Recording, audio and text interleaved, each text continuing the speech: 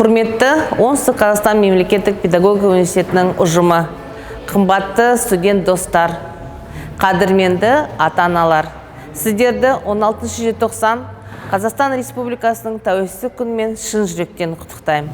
Халқымыз ғасырлар бойы армандаған тәуелсіздікке қол жетіп, ұлттың рухын асқақтататын мерекеміз Қазақстан Республикасының тәуелсіздігіне 16 желтоқсанда 29 жыл толғалы отыр. Тарихшылардың зерттеуі бойынша тәуелсіздік жолында 372 ірілі ұсақты ұлт азаттық көтерілістер болған екен.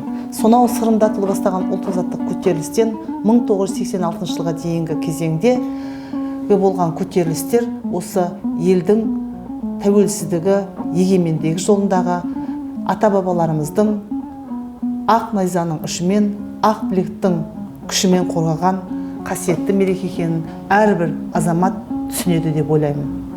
1991 жылы 16 желтоқсан Қазақстан Республикасының әрбір азамат үшін ең ұлық күн болып есептелінеді. Себебі осы күні кешкі 18 сағат 16 минутта Қазақстан Республикасының тәуелсіздігі туралы конституциялық заң жарияланып, Қазақстан демократиялы, тәуелсіз, құқықтық мемлекет деп жарияланды. Сонау 1991 жылы тәуелсіздік жарияланған тұста негізгі қазақ халқының саны 40% құраса, бүгінгі күні 70%-ға жетті. Және де осы 29 жылдың ішінде білім беру саласында үлкен өзгерістер болды. 1,5 мыңнан аста мектептер салынды. Қазақ балабақшасына баратын балалардың саны сол 91 жылы 26% құраса, бүгінгі күні 67% құрайды екен. Бұның барлығы біздің еліміздің жүргізіп отырған, соның ішінде ұлтымыздың ұлттық тарихи санасының оянғандығының айғағы деп есептейміз. Сонымен бірге осы тәуелсіздіктің тұсында да елбасының тікелей қолдауымен Оңтүстік Қазақстан мемлекеттік педагогикалық университетте 2011 жылы қайта шаңырақ көтеріп, бүгінгі күнде өркендеп, гүлденіп дамыды десек артық айтқандық емес. Мынау тәуелсіздікпен мақтану аз, оны жақтау жеткіліксіз, оны көздің қарашығындай сақтау, ел мүддесі, халық мүддесі үшін жұмыс істеу әрбір азаматқа парыз. Рухымыз сөнбесін, бағымыз өрлесін. Мереке құтты болсын, қазақ елінің тәуелсіздігі мәңгілік болсын. Еркіндігім, қасиетім, қастерлім, өзің барда өзегімде жоқ шермің, кеше сенің келбетіңді арманғы боданына бұғауландық басқа елдің, бабалардың басын тігіп бәйгеге, уа еркіндік, қош келдің. Қалқаман Сарин ағамыз қалайша керемет жырлаған, мінекей. Бізге қазір замандастарымыз ойлауы мүмкін. Қазақстан тәуелсіздік оңайлықпен алды. Қазақстан тәуелсіздік кеше күні кеше ғана алды. Жоқ, олай емес. Біздің ата-бабаларымыз кешегі Керей мен Жәнібек құрған хандықтан бастап қаншама дәуірлер, қаншама ықылым замандар, қаншама кезеңдер өтті. Біздің бар асыл мұратымыз, бар арман ниетіміз дәл осы тәуелсіздік болатын. Тәуелсіздікке жеткен күннен бастап Қазақстан қаншама толағай жетістіктерге, қаншама толағай табыстарға жетті. Мәселен, біз кеше ядролық қарудан бас тарттық. Яғни 1991-де елбасының жарлығымен, 29-жылы елбасының жарлығымен ядролық қарудан бас тарттық. Әлемде қазіргі таңда 7 мыңнан астам бомба бар. Бір шүріппені бассаңыз, бүкіл адамзатты жойып жүруге бар. Көреген, сарабдал саясатын жүргізіп отырған елбасымыздың осындай шешімі бұл үлкен жетістік деп білеміз. Осы сәтте айтып кететініміз, тәуелсіздік бұл бізге біреудің ұсына салған, мінекей деп бере салған тарту емес. Тәуелсіздік бұл үлкен тәуекел. Мен қазақ деген халықпын, анығын айтсам анық біл, желтоқсанда жаңғырып, егемендікті алыппын, бір Аллам өзі қаптаған, кесапаттардан сақтаған, қазақпын, көре алмай жүрген дұшпанға қазақпын мен деп мақтанам. Ордалы елім, тәуелсіздік мерекесі баршаңызға құтты болсын. Қазақстан Республикасы қазіргі таңда көп ұлтты, көп конфессиялы мемлекет. Біздің мемлекеттің басты ұстанымы ұлтаралық, дінаралық келісімді нығайту. Қазақстан тек қана бейбіт сүйгіш діндерді қолдайды, діни алауыздыққа жол бермейді. Қазіргі таңда Қазақстан конфессияаралық келісім моделін қалыптастырушы мемлекет ретінде танылып отқан жағдай бар. Оның дәлелі 2003 жылдан бастап әлемдік және дәстүрлі діндердің көшбасшыларының съезін өткізуі, және бұл былайша айтқанда әлемде бір ерекше сондай оқиғалардың бірі. Қазір әлемде дінге қатысты көптеген қақтығыстар болып жатса, Қазақстан керісінше дін басыларын, дін өкілдерін бір жерге жинап, бейбітшілік үшін үн қатулар жасап жатқан мемлекет.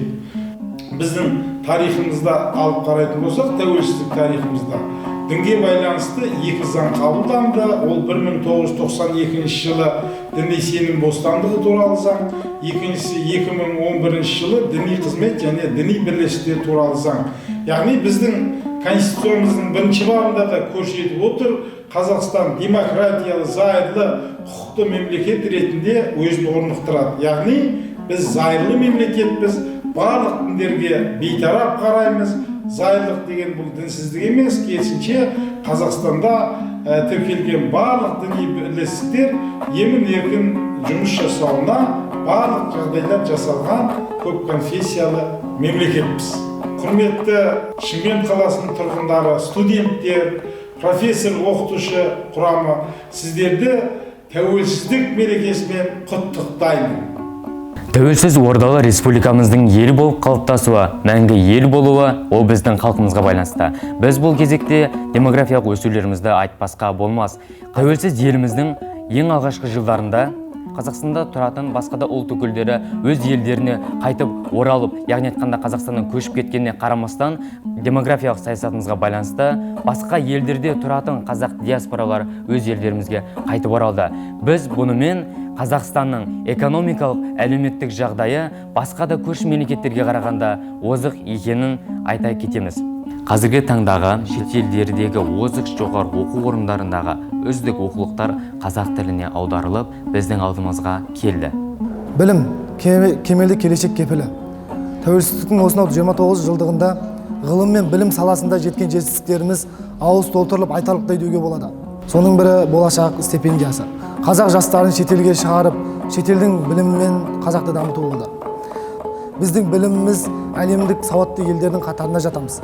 Біз өте сауатты халықпыз. Біздің физика, математика, химия салаларымыз өте жоғары дамыған.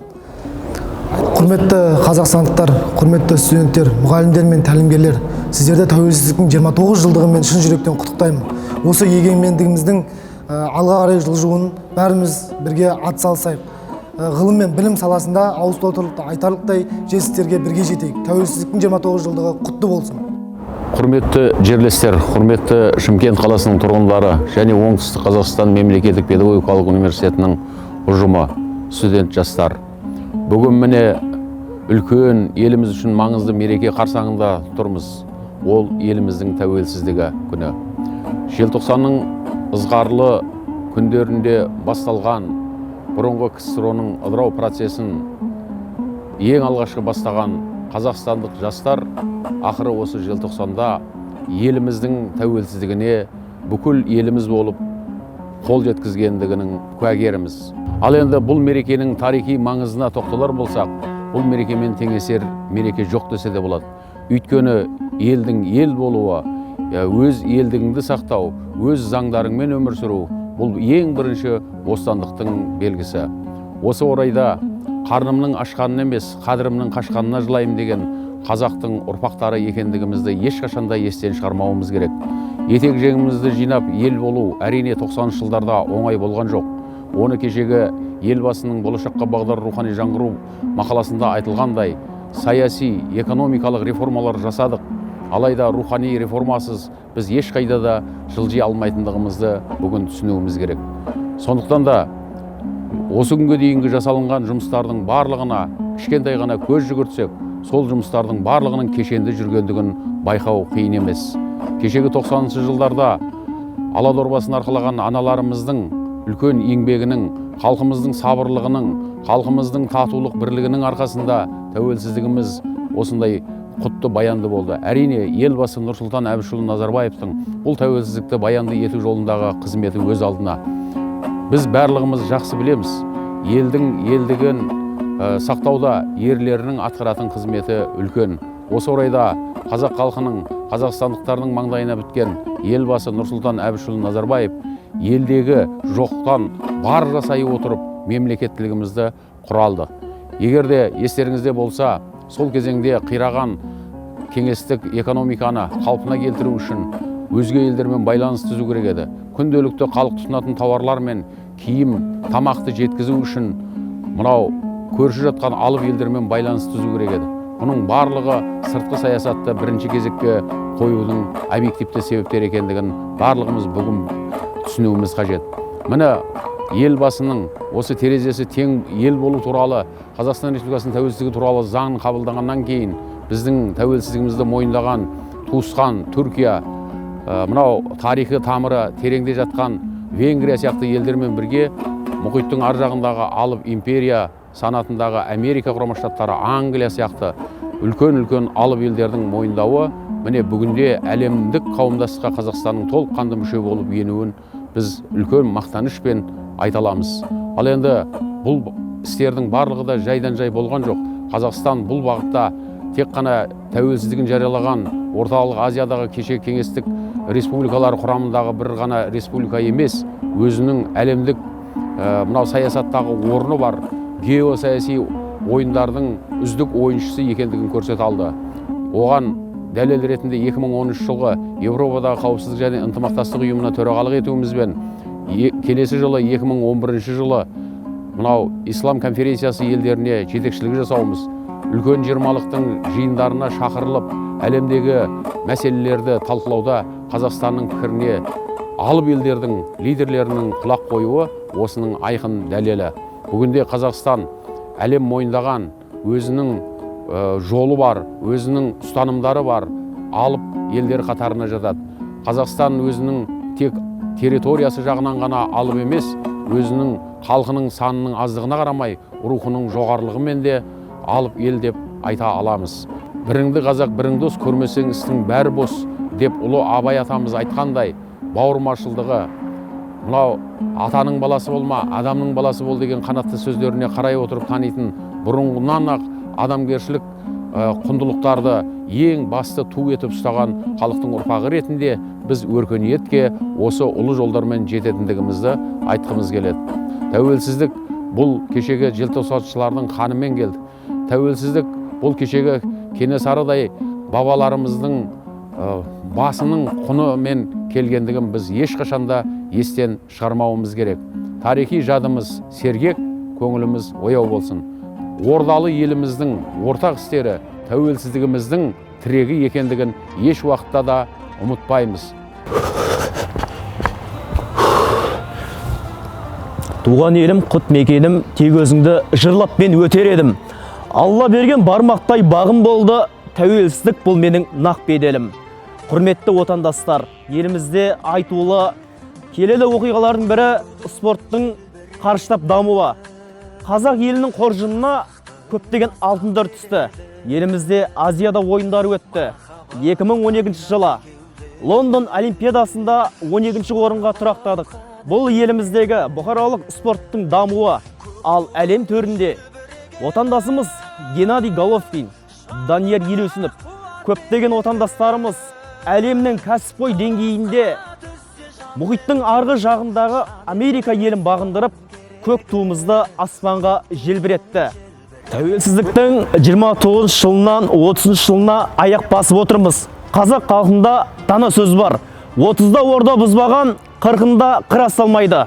Оқын бұл жастары елімізді, жерімізді асқақтатып, көк туымызды желбіретейік. Көк тудың желбірегені жаныма қуат береді. Таласқа түссе жан мен ту, жан емес маған керегі. Көк тудың желбірегені. Алға оқын бұл жастары. Желбірегені жаныма қуат береді. Таласқа түссе жан мен ту, жан емес маған керегі. Көк тудың желбірегені.